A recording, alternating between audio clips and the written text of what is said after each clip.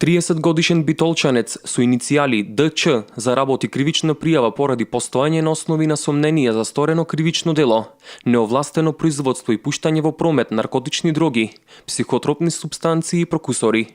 пријавениот во периодот од јули до септември годинава. Во нива во атар на селото Карамани одгледува лопојна дрога, со цел понатаму недозволено да ја пушти во продажба. По претходно добиени оперативни сознанија, Одсекот за недозволена трговија со дрога и оружје при секторот за внатрешни работи Битола при оделението за крим полиција во Битола,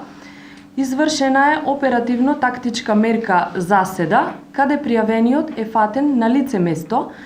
како со кофи ја наводнува претходно засадената марихуана. Од извршеното вештачење утврдено е дека растенијата кои се откорнати се во свежа состојба со височина од 148 до 164 сантими со развијан веќе корен, стебло, гранки, лисја и врхушки кои припаѓаат на растенијето канабис, кои со понатамошна преработка се добиваат и други опојни дроги. По целосно расчистување и документирање на настанот, пријавениот кој од минатото веќе им беше познат на службите е предаден на судија за претходна постапка од Основен суд Битола, каде му е одредена мерка притвор во траење од 30 дена.